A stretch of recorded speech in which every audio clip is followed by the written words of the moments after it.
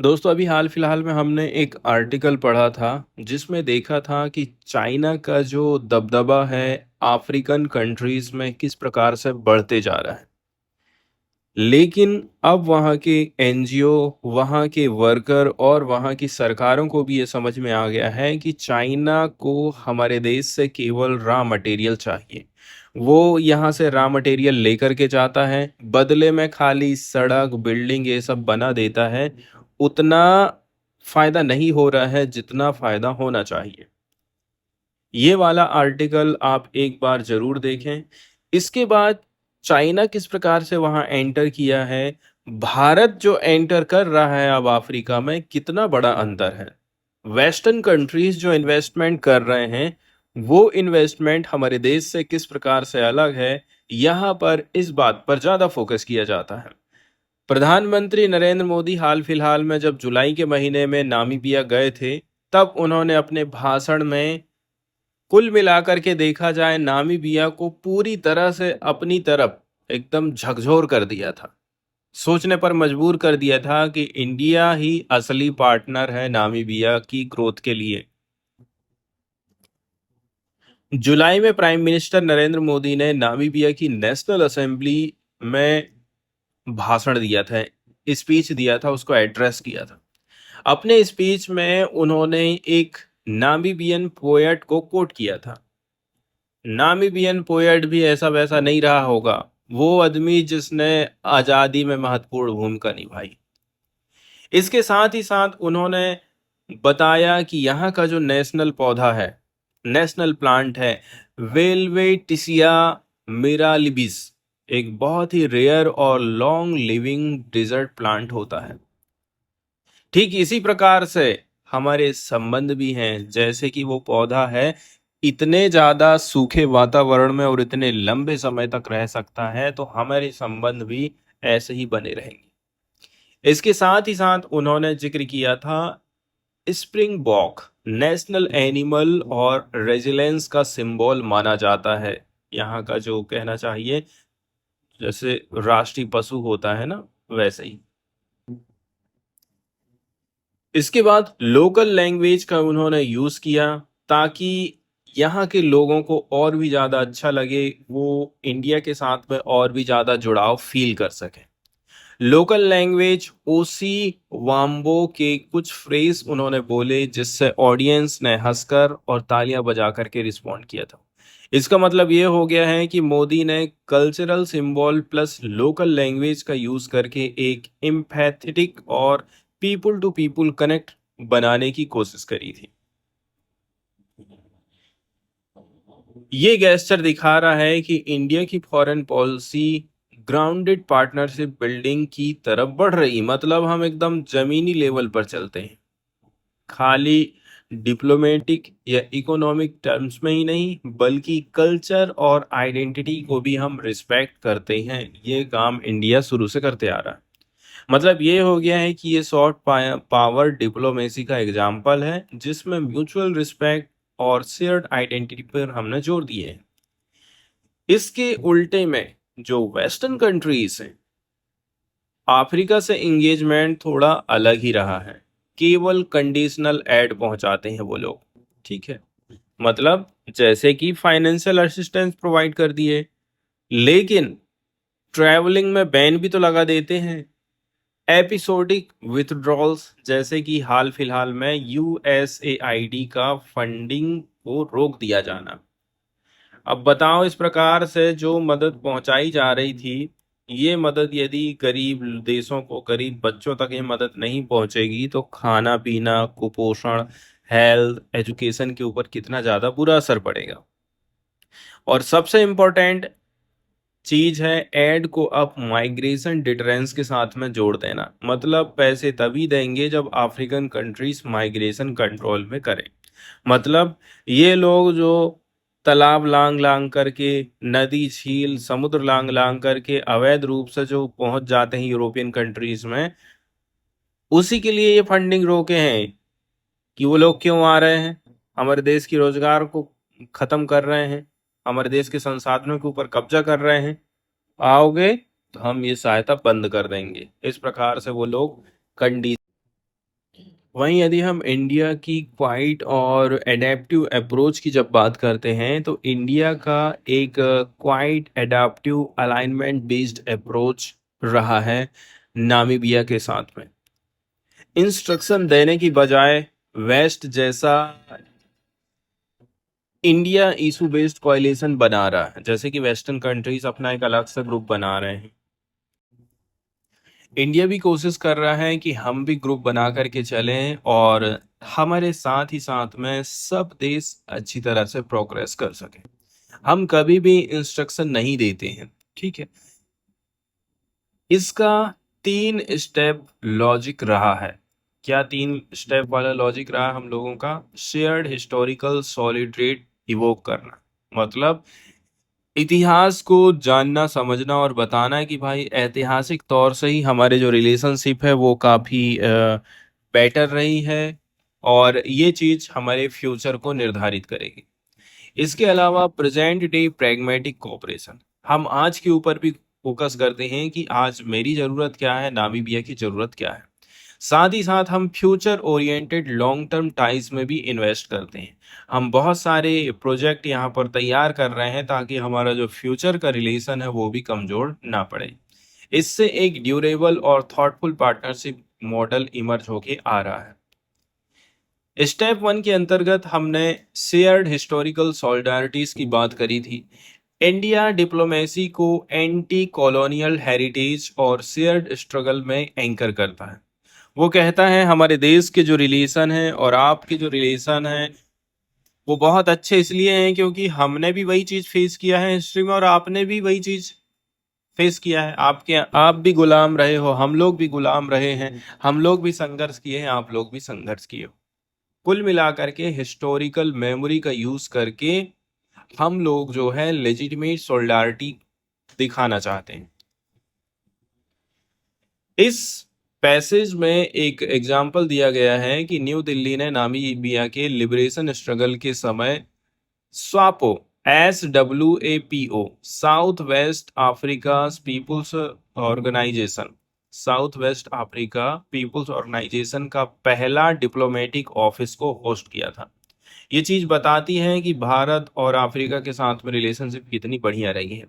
इसके अलावा lieutenant general दीवान Premchand Indian officer ने UN पीस कीपिंग फोर्स को कमांड किया था ड्यूरिंग नामीबियाज ट्रांजिशन टू इंडिपेंडेंस, जब नामीबिया आज़ादी के लिए आगे कहना चाहिए आंदोलन कर रहा था। ये सारे जो रेफरेंस दिए जाते हैं ये इंसिडेंशल नहीं है, ये दिखाते हैं कि इंडिया एपिसोडिक नहीं बल्कि लॉन्ग हॉल पार्टनर है। इसके बाद कॉन्ट्रास्ट विद अदर्स की बात कर लें। वेस्ट और जो कई अन्य पावर्स, जो कई सारी जो पावरफुल कंट्रीज हैं, ठीक है, ये सब एपिसोडिक हैं, आ रहे हैं जा रहे हैं, जबकि इंडिया ऐसा नहीं करता है। एक बार यदि इंडिया ने यहाँ पर कदम रख दिया है तो उसके कदम ये समझ लीजिए परमानेंट कदम हो गए हैं, अंगद का पांव समझ लीजिए यदि भारत ने रख दिया है यहाँ पर तो। प्रेजेंट डे प्रैग्मेटिक कोऑपरेशन की जब हम बात करते हैं तो अभी हाल फिलहाल में हम ये सोच रहे हैं current depth and breadth of cooperation पर हम ज़्यादा फोकस करें। मतलब अभी हमारा जो भी कोऑपरेशन है उसको लंबा चौड़ा कैसे करके लेकर के जा सकते हैं, जैसे कि ट्रेड को कैसे करके बढ़ावा दिया जाए। India Namibia bilateral trade $800 million पहुंच चुका है, मॉडेस्ट है लेकिन बढ़ते जा रहा है। पूरे अफ्रीका के साथ में इंडिया $12 बिलियन का डेवलपमेंट पार्टनरशिप का हिस्सेदार रहा है। इसके अलावा कैपेसिटी बिल्डिंग इन्वेस्टमेंट की जब हम बात करते हैं तो हमने किसी भी सेक्टर को छोड़ने की कोशिश नहीं करी है। India Namibia centre of excellence in IT, Namibia university of science and technology में हम लोग इन्वेस्ट किए हैं। इंडिया विंग की बात करें, यूनिवर्सिटी ऑफ नामीबिया ओंगा ओंगावेडिया कैंपस में हम फंड प्रोवाइड कर रहे हैं। लगभग कितना $12 मिलियन का हम ग्रांट दिए हैं। मतलब ये पैसा तो एकदम हम फोकट में ही दे दिए हैं, फ्री में। ये चीज बताता है कि इंडिया अपनी IT स्ट्रेंथ का यूज कर रहा है नामीबिया की youthful population plus digital readiness को सपोर्ट करने के लिए। इसके बाद हम बात करते हैं फ्यूचर की तरफ की, future oriented knowledge based cooperation. ठीक है, इसके अंतर्गत नामीबिया ने अडॉप्ट कर लिया है इंडिया के यूपीआई सिस्टम को, यूनिफाइड पेमेंट इंटरफेस। अफ्रीका में ये पहला कंट्री माना जाता है यूपीआई को अडॉप्ट करने वाला। ये टेक डिप्लोमेसी में एक क्वाइट रिवॉल्यूशन है। इसका क्या इम्पैक्ट पड़ सकता है? अब यदि यहाँ पर यूपीआई चल रहा है दोस्तों, तो जाहिर सी बात है जो लेन देन है एकदम आसान हो जाएगा।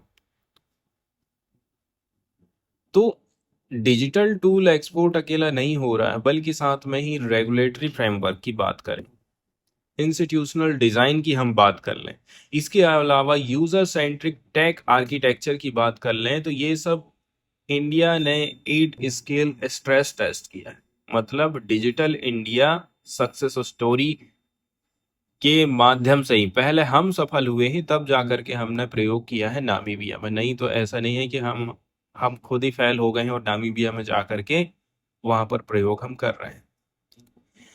इसके बाद यहाँ फोकस है कि क्यों नामीबिया इंडिया के लिए इतना ज्यादा राइट पार्टनर माना जाता है, ये चीज भी हमें समझने की जरूरत है। तो सबसे पहले नामीबिया की स्ट्रेंथ को समझो। पॉलिटिकल स्टेबिलिटी अभी चल रही है, सरकार यहाँ शासन कर रही है, मिलिट्री नहीं कर रही है, ना ही कोई और कर रहा है। रिच मिनरल रिसोर्सेस अवेलेबल हैं, आप देख सकते हैं। साथ ही साथ ग्रोइंग टेक्नोलॉजिकल बेस, इसका मतलब ये है यहाँ पर टेक्नोलॉजी तेजी के साथ में बढ़ते जा रही है। ये तीनों फैक्टर इंडिया नामीबिया पार्टनरशिप को सॉलिड फाउंडेशन दे रहे हैं कि भाई नहीं, कुछ करने की जरूरत है। यदि हम नहीं करेंगे आज, तो कल को चाइना और एंटर कर जाएगा, तो फिर इंडिया को दिक्कत पैदा हो जाएगी। इसके अलावा दोनों कंट्रीज का जो विजन है वो एक सा ही है। ये हमारे लिए और भी ज्यादा अच्छी बात है कि नामीबिया भी वही सोचता है और हम भी वही सोचते हैं। नामीबिया की प्रेसिडेंट नेतुम्बो नंदी नेडियत नेडियतवाह ने बोला है, global economic and financial system को रिफॉर्म करना चाहिए फेयरनेस और रेजिलेंस के लिए। ये इंडिया के इंक्लूसिव इक्विटेबल गवर्नेंस विजन से एकदम मैच खा रहा है। नामीबिया सिर्फ बायलैटरल पार्टनरशिप नहीं रखता हमारे साथ में, ये ग्लोबल साउथ के साथ में इंटरनेशनल रूल्स को रिसेव करने में बहुत महत्वपूर्ण भूमिका अदा कर रहा है। एक और भी ज्यादा अच्छा वर्ल्ड ऑर्डर बनाने की तरफ में भी नामीबिया महत्वपूर्ण भूमिका निभा रहा है। विजन तो स्ट्रांग है, लेकिन प्रॉब्लम फॉलो थ्रू की है। मतलब इंडिया और नामीबिया सोच बहुत अच्छा रहे हैं, लेकिन इस चीज को कंटिन्यू करना जरूरी है। इंडिया की डेवलपमेंटल एम्बिशंस नॉर्मली आलोचक लोग आलोचना करते रहते हैं कि इम्प्लीमेंटेशन बराबर नहीं हो पा रहा। आपने सोचे जरूर है, योजना बहुत अच्छी लाए हैं, एमओयू पर सिग्नेचर जरूर हुए, लेकिन आप इम्प्लीमेंट नहीं कर पा रहे। इंगेजमेंट विद अफ्रीका कई बार लॉन्ग लैप्सेस हो जाते हैं। जैसे नामीबिया आप गए हो, 30 साल के बाद गए हो, पहली विजिट है आपकी। ये बताता है यदि आप ऐसे ही छोड़ दोगे तो कोई और चला जाएगा वहां और आप हो जाओगे पीछे की लाइन में।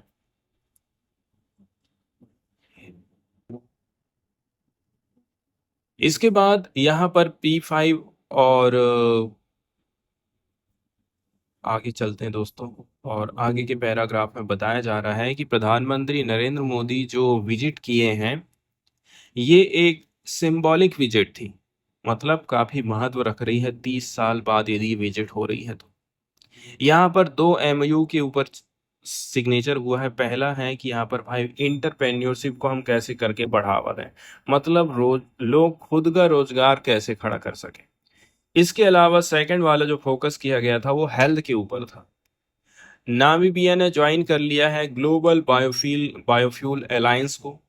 इसके अलावा उसने ज्वाइन किया है coalition for disaster resilient infrastructure. दो चीज को उसने ज्वाइन किया है। ये सारे स्टेप्स ना काफी वैल्यूएबल है, पर इतनी बड़ी हिस्टोरिक विजिट और बायलेटरल पोटेंशियल के मुकाबले आउटकम बहुत लिमिटेड है। मतलब खोदा पहाड़ और निकली चुहिया जैसा लग रहा है। दिक्कत हो जाती है कि हम अपॉर्चुनिटीज को मिस्ड कर दिए हैं। क्यों? यहाँ जो क्रिटिकल मिनरल है उसके ऊपर तो आपने कुछ किया ही नहीं। कोई मेजर एग्रीमेंट आप नहीं कर पाए हो नामीबिया के क्रिटिकल मिनरल रिजर्व के ऊपर। नामीबिया जो कि एक लीडिंग यूरेनियम प्रोड्यूसर है।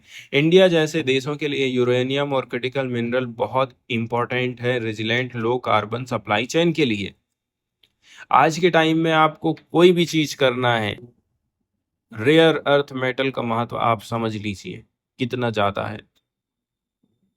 तो क्या होना चाहिए था, विजिट में स्ट्रेटजिक फ्रेमवर्क बनना चाहिए था भाई, ऑफिशियल रूप से, कि ये हमारे पास में जो रिसोर्सेस अवेलेबल है हम इसको खोल दे रहे हैं इंडिया के लिए। इंडिया को यूरेनियम प्लस रेयर मिनरल्स की एश्योर्ड सप्लाई हम देंगे। इसके बाद हम लोकल वर्कफोर्स डेवलपमेंट का वादा कर लेते हैं। हम बोलते हैं कि यहाँ के जो यूथ लोग हैं इनको रोजगार प्रोवाइड करेंगे, जॉब देंगे, स्किल बिल्डिंग देंगे। साथ ही साथ हम ये भी वादा करते हैं कि भाई यहाँ पर हम इन्वेस्टमेंट भी करेंगे, यहीं पर प्रोसेसिंग होगी, यहीं पर रिफाइनिंग करेंगे और टेक्नोलॉजी का ट्रांसफर भी करेंगे। लेकिन दिक्कत यहीं पर हुई है, सबसे बड़ी गलती हमसे यही हुई है। इसके बाद पॉजिटिव नोट की बात करी जाती है, गैप जरूर है, इसके बावजूद भी इंडिया का जो अप्रोच है ना वो कुछ अलग है। इंक्लूसिव डायलॉग से ट्रस्ट बिल्ड करना, शेयर्ड हिस्ट्रीज को एक्नॉलेज करना, अफ्रीकन प्रायोरिटीज को एजेंडा सेव करने देना। मतलब इंडिया डिक्टेट नहीं करता है बल्कि इक्वल पार्टनर बनकर के इंगेज करता है, जो अफ्रीकन कंट्रीज के लिए बहुत ही ज़्यादा सुटेबल है।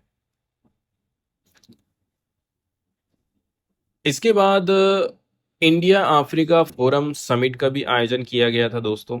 ठीक है, अब ये जो समिट था ये भी अपने आप में महत्व रखता है। आने वाला India Africa forum summit near future में एक्सपेक्टेड है, एक वाइटल प्लेटफॉर्म है। इस समिट के माध्यम से इंडिया अपने रिसेंट डिप्लोमेटिक एफर्ट्स को फॉर्मलाइज प्लस सोलिडिफाई कर सकता है। इसके अलावा संस्थागत कोऑपरेशन, मतलब इंस्टीट्यूशनल कोऑपरेशन, खाली आप मेमोरेंडम ऑफ अंडरस्टैंडिंग में साइन मत करते रहिए, लॉन्ग टर्म स्ट्रक्चर्ड मैकेनिज्म लेकर के आइए, लंबे समय तक चले कोई भी चीज, ऐसे मुद्दे आप लेकर के आइए। मतलब एक मौका अभी है फ्यूचर में हमारे पास में। रिसेंट जो मोमेंटम अभी चल रहा है पॉलिटिकल रिसॉल्व का, इंडिया के पास अभी हाल ही में पॉजिटिव मोमेंटम है, मतलब हमारे पास अभी हम सही स्थिति में हैं। नामीबिया की जो विजिट किए हैं, डिजिटल कॉपरेशन हो रहा है, ग्लोबल साउथ लीडरशिप में हमें पुश देखने को मिल रहा है, ये सारी चीजें हैं। अभी जो फोरम होने वाला है इसके जरिए इंडिया देखा देगा कि उसका कमिटमेंट सिर्फ गुडविल पर नहीं है बल्कि पॉलिटिकल रिजॉल्व पर बेस्ड है। कुछ भी गड़बड़ी होगी तो इंडिया खड़ा हो जाएगा, ये चीज आपको दिखाना होगा।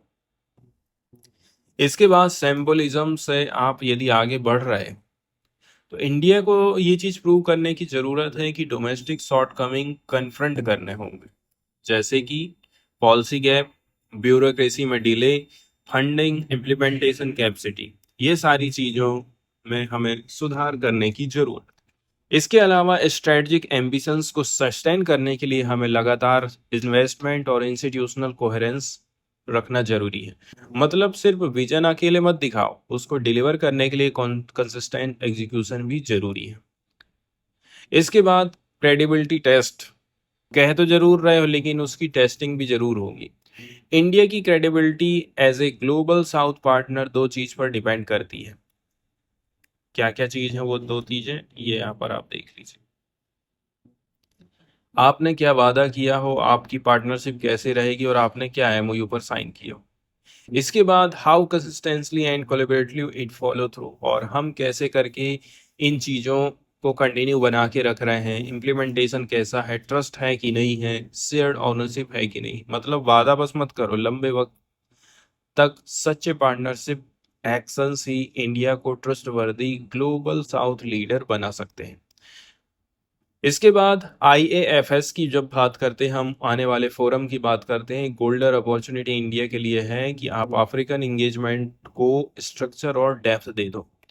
सक्सेस फैक्टर सिंबलिज्म से आगे बढ़कर के सस्टेन्ड इन्वेस्टमेंट, कोहेरेंट इंस्टीट्यूशन और रियल डिलीवरी जरूरी है। केवल स्पीच नहीं, कंसिस्टेंट कोऑपरेटिव एक्शन से बिल्ड होगा ग्लोबल साउथ की क्रेडिबिलिटी।